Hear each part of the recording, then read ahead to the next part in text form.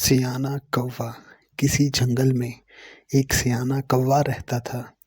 कौवा बहुत खुशहाल ज़िंदगी गुजार रहा था।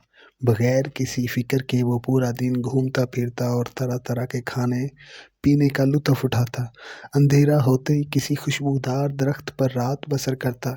ज़िंदगी के हसीन दिन गुजारते गुजारते एक दिन जब इसकी एक हंस से मुलाकात हुई तो इससे मुलाकात के बाद वो परेशान रहने लगा। दरअसल इसकी परेशानी की वजह ये फ़िक्र थी जो इसे अंदर ही अंदर खाई जा रही थी कि हंस इतना सफ़ेद है और मैं इतना काला।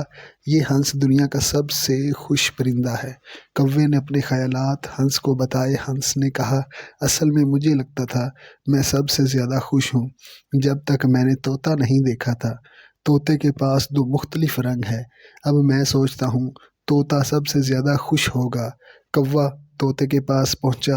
तोते ने कौवे को बताया, मैं बहुत खुश ज़िंदगी गुजार रहा था।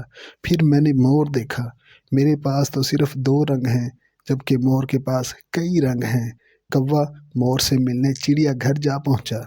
वहाँ कौवे ने देखा कि सैकड़ों लोग मोर को देखने आए हुए हैं। लोगों के रवाना होने के बाद कौवा मोर के करीब गया। कौवे ने कहा, प्यारे मोर, तुम बहुत खूबसूरत हो। तुम्हें देखने रोज़ाना हज़ारों अफराद आते हैं।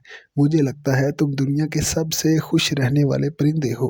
मोर ने जवाब दिया, मैं भी सोचता था मैं सबसे खूबसूरत और खुश परिंदा हूँ, लेकिन मैं अपनी खूबसूरती की वजह से मैं चिड़ियाघर में कैद हूँ।